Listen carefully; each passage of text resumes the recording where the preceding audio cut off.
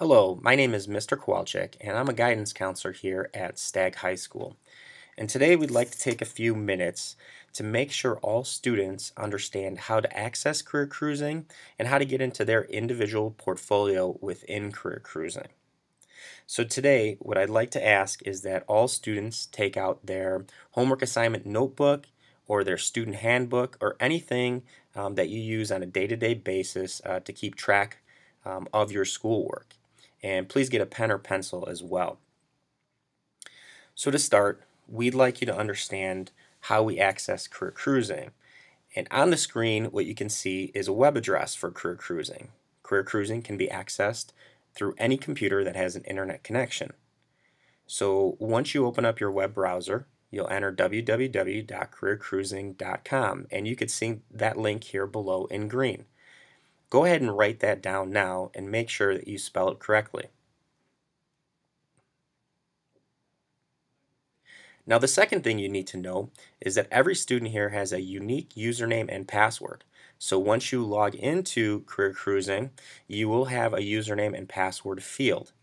The username is going to be here down below in blue, and that is D230 hyphen and your individual ID number here at school.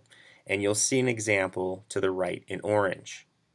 Go ahead and write that down in your homework assignment notebook as well. For a password, everyone's password is their birth date, and that will be all 8 digits without any symbols in between. So you'll see here on the right, we have an example of January 3rd, 1998. Make sure if you have a single digit month or single digit day that you put the 0 before it. Now, students who are sophomores, juniors, or seniors and who have accessed Career Cruising in the past may have changed their password. That password is still in play. So if you log into Career Cruising and it doesn't allow you to log in with your birth date, then it is the password that you changed it to last year. So take a moment here and make sure that you write down all 3 pieces of information in your assignment notebook. That would be the web address for Career Cruising spelled properly. That would be your username, D230-ID number, and your password, your birth date, which is just 8 digits long. Once you enter this information, it will take you over to the Career Cruising website. And I'd like to show you, right when you get into the Career Cruising website, a lot of you are going to see something different from what you're used to, especially our sophomores through seniors. This summer, Career Cruising went through a total redesign of their website. All the information is still there. All the information is still in the places that it was located in over the last few years. It just looks completely different because they wanted to modernize their website. So don't be afraid when you log in here. All the information is still there. I know our freshmen work with this program in grade school, so it's the same program, just looks a little different with the web redesign this summer. What we'll talk about is just a few things here.